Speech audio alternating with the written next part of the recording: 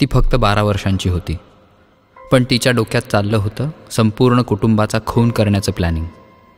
कॅनडातील निवांत शहरात एका रात्री एका मुलीने तिच्या प्रियकरासोबत मिळून केली नरसंहाराची सुरुवात.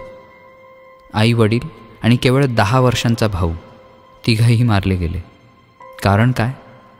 मुलगी प्रेमात होती आणि तिच्या कुटुंबाला ते प्रेम मान्य नव्हतं. मग तिने निवडला हत्येचा मार्ग. 12 वर्षांची जॅस्मिन रिचर्डसन आणि तिचा 23 वर्षांचा प्रियकर जेरेमी हे दोघंही एकत्र आले आणि घडला एक असा गुन्हा ज्यामुळे संपूर्ण जग हादरलं. ही कहाणी आहे जेव्हा निरागस चेहऱ्यामागे लपलेलं असतं एक विकृत सत्य, ज्यामुळे संपूर्ण कुटुंब उद्ध्वस्त झालं. पूर्ण सत्य जाणून घेण्यासाठी आमच्या कमेंट सेक्शनमधल्या पहिल्या लिंकवर जाऊन क्लिक करा. या आणि अशा अनेक थरारक गोष्टी ऐकण्यासाठी आमच्या यूट्यूब चॅनलला भेट द्या. लिंक बायोमध्ये आहे.